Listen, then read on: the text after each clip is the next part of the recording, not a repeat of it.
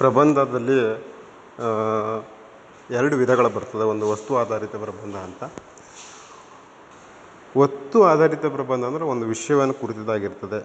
ಸಾಹಿತ್ಯ ಪ್ರಬಂಧ ಆಗಿರ್ಬೋದು, ಕ್ರೀಡಾ ಪ್ರಬಂಧ ಆಗಿರ್ಬೋದು, ಎಲ್ಲ ಕೂಡ ಅದರಲ್ಲಿ ಬರ್ತದೆ. ಆಮೇಲೆ ಸ್ವರೂಪ ಆಧಾರಿತ ಪ್ರಬಂಧ ಅಂತ, ಇದರಲ್ಲಿ ವರ್ಣನಾತ್ಮಕ ಅಂದರೆ ಯಾವುದೋ ಒಂದು ವಿಷಯಗಳನ್ನು ವರ್ಣನೆ ಮಾಡುವಂಥದ್ದು. ಈಗ ಮೈಸೂರು ದಸರಾ ವರ್ಣನೆ ಮಾಡುವಂಥದ್ದಾಗಿರ್ಬೋದು, ಇದು ವರ್ಣನಾತ್ಮಕ ಪ್ರಬಂಧ ಅಂತ. ಆಮೇಲೆ ವಿವರಣಾತ್ಮಕ, ಯಾವುದೇ ಒಂದು ವಿಷಯಗಳ ಬಗ್ಗೆ ವಿವರಣೆ ಕೊಡುವಂಥದ್ದು. ಈಗ ಮಂಡ್ಯದಲ್ಲಿ ಹೈನುಗಾರಿಕೆ, ಮಂಡ್ಯ ಜಿಲ್ಲೆಯಲ್ಲಿ ಯಾವುದೋ ಒಂದು ಹೈನುಗಾರಿಕೆ ಆಗಿರ್ಬೋದು, ತೋಟಗಾರಿಕೆ ಆಗ್ಬೋದು, ಕೋಳಿ ಸಾಗಾಣಿಕೆ ಆಗ್ಬೋದು, ಕೃಷಿ ಆಗಿರ್ಬೋದು, ವಿವರಣೆ ಕೊಡುವಂಥದ್ದು.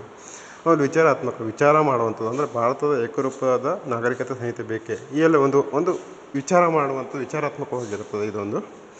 ಆಮೇಲೆ ವಿಮರ್ಶಾತ್ಮಕ ಪ್ರಬಂಧ ಅಂದರೆ ಯಾವುದೇ ಒಂದು ಗುಣದೋಷಗಳನ್ನು ಕುರಿತು ದೋಷಗಳ ಪರಿಶೀಲನೆ ಮಾಡುವಂಥದ್ದು. ಆಮೇಲೆ ವೃತ್ತಾಂತಾತ್ಮಕ ಪ್ರಬಂಧ ಅಂತ ಕರೀತಾರೆ. ವೃತ್ತಾಂತಾತ್ಮಕ ಪ್ರಬಂಧ ಅಂತಂದರೆ ಅಲ್ಲಿನ ಒಂದು ಅನುಭವಗಳ ನೇರ ನಿರೂಪಣೆ. ಈಗ ನಮ್ಮ ಜೋಗ ಪ್ರವಾಸ, ನಾವೀಗ ಜೋಗ ಜಲಪಾತಕ್ಕೆ ಪ್ರವಾಸಕ್ಕೆ ಹೋಗಿದ್ವಿ, ಅಲ್ಲಿ ಇದು ನಮ್ಮ ಅನುಭವಗಳ ಕುರಿತು ಬರುವಂಥದ್ದು. ಕಾಲ್ಪನಿಕ ಪ್ರಬಂಧ, ಇದು ಹರಟೆ ಅಂತ ಲಲಿತ ಪ್ರಬಂಧ ಅಥವಾ ಹರಟೆ ಅಂತ ಕರೆಸ್ಕೊಳ್ತದೆ. ವಿಸಿಯವರ ಮಸಾಲ ದೋಸೆ, ಈಚಲು ಮರದ ಕೆಳಗೆ, ಇವೆಲ್ಲ ನಾವು ಅಧ್ಯಯನ ಮಾಡಿರುವಂಥದ್ದು. ಹೀಗೆ ಪ್ರಬಂಧವನ್ನು ನಾವು ರಚಿಸುವಾಗ ಪ್ರಮುಖವಾಗಿ ಯಾವ ವಿಷಯಗಳನ್ನು ತಿಳಿಯಬೇಕಾಗಿರುತ್ತೆ ಅನ್ನೋದನ್ನು ನಾವು ಅರ್ಥ ಮಾಡ್ಕೊಳ್ಬೇಕು.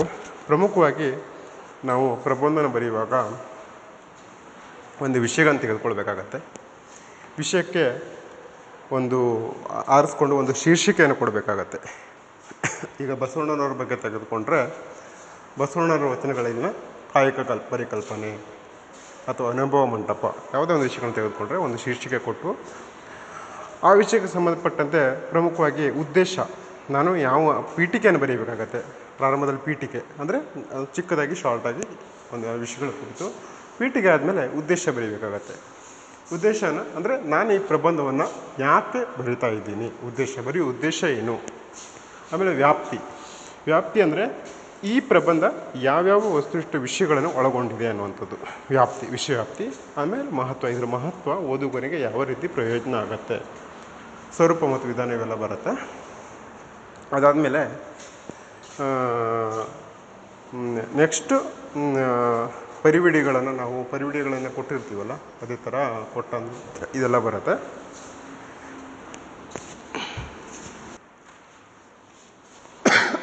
ಬಳಿಕ ನಾವು ಅದನ್ನು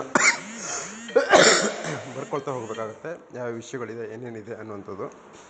ಆಮೇಲೆ ಅಧ್ಯಾಯಗಳನ್ನು ಹಾಕಬೇಕಾಗತ್ತೆ. ಒಂದು 4-5 ಅಧ್ಯಾಯಗಳನ್ನು ಹಾಕ್ಕೊಂಡು ಆಮೇಲೆ ಸಮಾರೋಪ ಮಾಡಬೇಕಾಗತ್ತೆ. ಸಮಾರೋಪವನ್ನು ಮಾಡಿ, ಸಮಾರೋಪ ಆದಮೇಲೆ ಆಕಾರ ಗ್ರಂಥಗಳು, ಪರಾಮರ್ಶನ ಗ್ರಂಥಗಳು, ಆಮೇಲೆ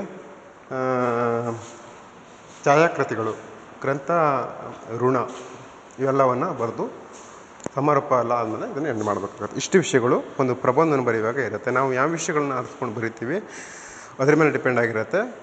ಕನಿಷ್ಠ ಪಕ್ಷ 80ರಿಂದ 100 ಪುಟ, ಅಥವಾ PhD ಅಧ್ಯಯನ ಮಾಡೋರಿಗೆ 200ರಿಂದ 300 ಪುಟಗಳಷ್ಟು ಪ್ರಬಂಧವನ್ನು ದೀರ್ಘಕಾಲ 2ರಿಂದ 3 ವರ್ಷಗಳ ಕಾಲ ಅದನ್ನು ಅಧ್ಯಯನ ಮಾಡಿ ಅದನ್ನು ಮಂಡಿಸ್ತಾರೆ. PhD ಪದಕವನ್ನು ಪಡ್ಕೊಳ್ತಾರೆ. ನಮ್ಮ MA ಅಧ್ಯಯನದ ಸದ್ಯಕ್ಕೆ 100 ಪುಟಗಳು, 100ರಿಂದ 120 ಆಗ್ಬೋದು. ಸುಂದರವಾಗಿ ನಾವು ಒಂದು ವಿಷಯಗಳನ್ನ ಹಾಕ್ಕೊಂಡು ಪ್ರಬಂಧನ ಮಂಡಿಸೋದಾಗುತ್ತೆ. ಮುಖ್ಯವಾಗಿ ನಾವು ನಮ್ಮದೇ ಶೈಲಿಯಲ್ಲಿ ಬರೀಬೇಕಾಗತ್ತೆ. ನಾವು ಪರಾಮರ್ಶನವನ್ನು ಬೇರೆ ಯಾವುದೇ ಗ್ರಂಥ, ಯಾವುದೇ ಒಂದು ಪುಸ್ತಕಗಳಿಂದ ಓದ್ಬೋದು.